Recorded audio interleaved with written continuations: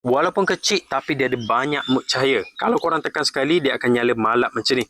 Tekan lagi sekali dia akan lebih terang. Tekan lagi sekali dia akan lagi terang.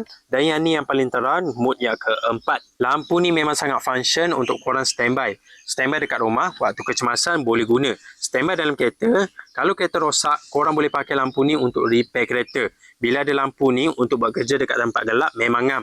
Kalau korang nak guna untuk kerja, standby dekat toolbox. Waktu buat kerja dekat tempat gelap, korang boleh pakai lampu ni suluh dekat tempat kerja, memang ngam. Dia punya temperature warna ni korang boleh adjust sebab LED dia ni jenis pakai campuran warna putih dan warna oranye macam ni. Dia boleh adjust dia punya lampu macam ni. Jadi korang boleh pakai temperature apa yang korang suka. Untuk buat kerja, saya lagi suka warna putih macam ni. Sebab yang ni dia tak sakit mata. Lampu ni jenis rechargeable. Kalau bateri habis, mudah untuk korang charge, cucuk je charger dekat sini. Yang lagi best, mudah untuk gantung lampu ni. Sebab dia pakai magnet yang kuat dekat bahagian sini. Korang boleh gantung je dekat permukaan besi dan suluh dekat tempat yang korang buat kerja. Memang kan bila ada magnet macam ni. Magnet dia ni pula kuat. Walaupun besi ni dia bulat, dia tak rata. Tapi lampu ni boleh gigit dengan cantik. Jadi kalau korang nak cari lampu portable yang jenis rechargeable, korang boleh check lampu yang model ni.